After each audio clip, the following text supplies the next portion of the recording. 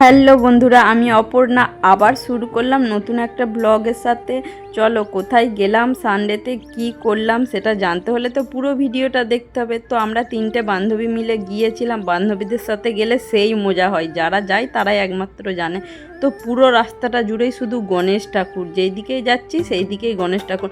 আমরা যেখানে যাব বলে ঠিক করেছিলাম সেখানে গিয়ে দেখছি মানে এরকম অবস্থা, এত ভিড়। গণেশ ঠাকুর বিসর্জন দিতে গেছে। অ্যাকচুয়ালি যেখানে যেতে গিয়েছিলাম সেখানে যাওয়া হয় না, তার একটু 10 মিনিট আগে ব্রিজ, সেটাও ব্রিজ আর এটাও ব্রিজ, কিন্তু বিচের ধারে গিয়েছিলাম। জাস্ট এখানটাও কিন্তু খুব সুন্দর। দেখো এখানে এসে সমুদ্রটা একদমই সামনে, রাস্তার সামনে।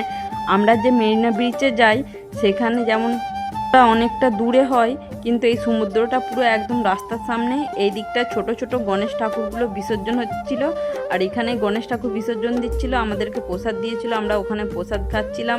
আর আমরা যেখানটা যাব বলেছিলাম সেখানটাতে বড় বড় গণেশ ঠাকুর বিসর্জন দিতে নিয়ে গেছে। প্রচণ্ড ভিড়, সেখানটা তো যাওয়াই যাবে না। তো সমুদ্রর ভিউটা জাস্ট ওয়াও, বলার মতো না। তারপরে ওখানে বেশিক্ষণ থাকতে দিচ্ছিল না, যেহেতু গণেশ ঠাকুর। এই যে আমরা এখানটা দিয়ে যাব বলেছিলাম, এখানটার ভিড়টা দেখছো, এটা হচ্ছে আসার টাইমে। মানে আমরা গেছি 2 ঘন্টা 3 ঘন্টা ওখানে থেকেছি, থেকে তারপরে আসছি, তখনও দেখছি ঠিক এরকম পরপর গাড়ি লাইন দিয়ে রয়েছে।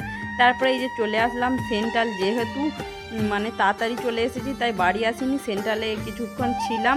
সেন্ট্রালেতে নামলাম, এই যে পুরো সেন্ট্রাল স্টেশনটা তোমাদেরকে তো দেখালাম, দেখো যারা দেখোনি।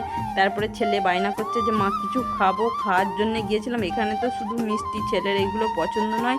আইসক্রিম খাবো বলছিল, কিন্তু আমারও শরীরটা ভালো নয়, গলার আওয়াজটা দেখে মনে হচ্ছে বুঝতে তোমরা পারছো সর্দি করেছে, আর ছেলেরও সর্দি কাশি খুব হয়েছে।